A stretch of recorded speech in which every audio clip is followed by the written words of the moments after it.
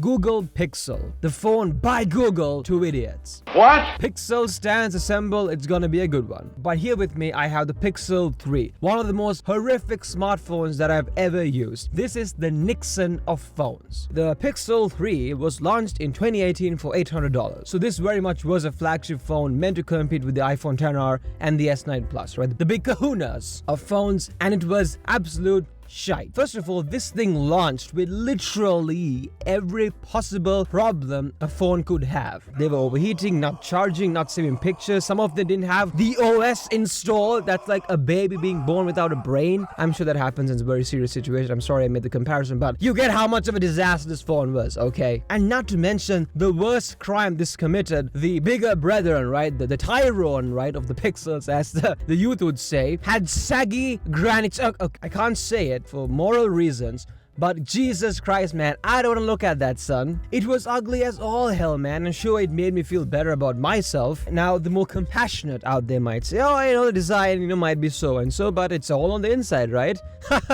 No. First of all, the battery on this thing is very much metaphorical. And keep in mind that I replaced the battery on this thing a couple of months ago because the original one had expanded and poked out of the back. I've never had this issue with any other phone. I even have an iPhone 4 back from 2010, and that has no problems. So although this has a fresh new battery, it's still pure garbage. It lasts maybe maximum 3 to 4 hours of use, and God forbid you take a phone call on this phone, you can watch the battery disintegrate in real time, as will my sanity across this video. Yes, I know the phone is small and so cute, but the iPhone 7, which is comparable in size, and the iPhone 5S, which is actually smaller than this, they had better battery lives. If you heavily use this thing, you're definitely charging this thing before launch. How Google thought that this was okay in 2018, charging you $800, I have no idea. Now buckle up, boys and girls, because somehow this gets worse. Performance-wise, on paper, things look pretty good. It's got a Snapdragon 845, which was the head honcho processor at the time for Android. This thing has a brand new battery. It's running the original version of Android that it's shipped with, which is Android 9. Very few apps installed. So we are kind of emulating the day one experience, right? But don't let that fool you, good sir. There are areas where this thing makes you want to douse your balls on kerosene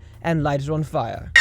Every time you take a picture and you click on the little preview thing to expand the picture, it's blurry for like 2 or 3 seconds, and then only you can see it properly. The phone takes a few seconds to process the picture that it literally already processed when you took the picture. How hard can that be? I just don't know what went wrong. Maybe Google didn't bother optimizing it, which they absolutely did not. I'll get to that later on, because this phone, I think, just honestly disgrace to humanity, and I mean it. And by the way, another weird thing about this camera is that it's extremely restrictive. You can't record videos at 60 FPS. It's either 30 or auto, where Google decides the frame rate. Even Apple, right, with their prison-like OS, allows you to choose the frame rate. Although most people don't care about the frame rate and all that crap, this right here signifies what I despise about this phone. They were hell-bent on copying the worst aspects of the iPhone. They were like, people like iPhones, even though they were restrictive, let's crack our users too and inundate them with BS restrictions. Pixel phones were the first phones which, right from the beginning, didn't offer any earbuds in the box, right? Apple at least used to offer the Lightning earbuds, and Samsung freaking gave you their soul. It never had micro SD expansion. It was the first big brand to get rid of the headphone jack right after they mocked Apple for doing so an year before. And they didn't bother including dual cameras until 2019. The hardware on this thing sucks. It left me flaccid for a week. What really infuriates me about these phones is that the reason why they were all slop was because Google didn't give a shite. I feel that they saw the lineup as concept phones, a fun side project that didn't need to be good, because even if no one bought it, hardware makes up such a tiny proportion of Google's revenue that they wouldn't care. There is no way that the company which makes Android could have made such a god-awful Android phone. Google just couldn't be bothered to make good phones, and that's a really scummy thing to do. And probably conned a lot of people who didn't know any better, thought that,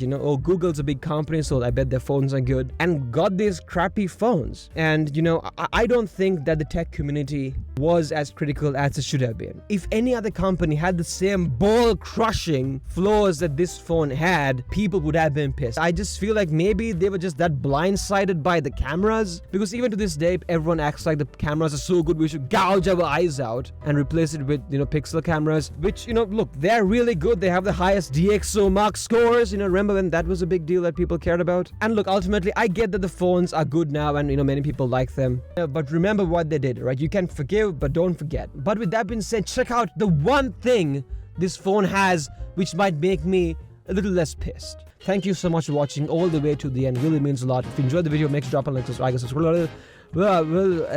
and bye.